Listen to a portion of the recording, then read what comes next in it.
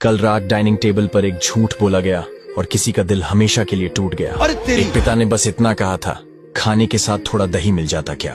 बहू ने बिना देखे जवाब दिया, घर में दही नहीं है पापा जी। उन्होंने कुछ नहीं कहा, थाली में जो था खा लिया और चुपचाप ऑफिस चले गए। लेकिन जब शाम को बेटा और बहू खाना खाने बैठे, थाली में दही था। बेटे ने कुछ नहीं कहा, पर उस एक कटोरी ने उसे पूरी जिंदगी का आईना दिखा दिया। ये कहानी वहीं से शुरू होती है जब पिता की उम्र 55 साल थी। पत्नी के देहांत के बाद लोगों ने कहा, अभी उम्र है, दूसरी शादी कर लो। उन्होंने सिर झुकाकर कहा, जो साथ निभाकर गई उसकी निशानी मेरा बेटा है, बस वही काफी है। उन्होंने बेटे को पढ़ाया, काम सिखाया और एक दिन पूरा कारोबार सौंप दिया। जब बेटे की शादी हुई तो घर की चाबी बहू को दे दी। बेटी, अब ये घर तेरा है। वो बस एक कोने में रहते थे, जहां न कोई मांग थी न शिकायत, सिर्फ एक इंसानी उम्मीद थी, सम्मान और अपनापन।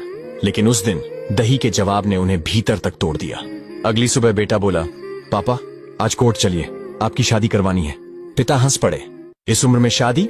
बेटा मुस्कुराया और कहा, न तो मैं आपके लिए पत्नी ला रहा हूं न अपने लिए मां। मैं बस वो व्यवस्था ला रहा हूं जिसमें आपको कभी दही मांगने पर ना न सुननी पड़े। अब मैं अपनी पत्नी के साथ किराए के घर में रहूंगा, ऑफिस में एक कर्मचारी की तरह काम करूंगा, ताकि मेरी पत्नी समझ सके कि जिस पिता ने हमें सब कुछ दिया उसे इज्जत और दया नहीं, प्यार और अधिकार चाहिए।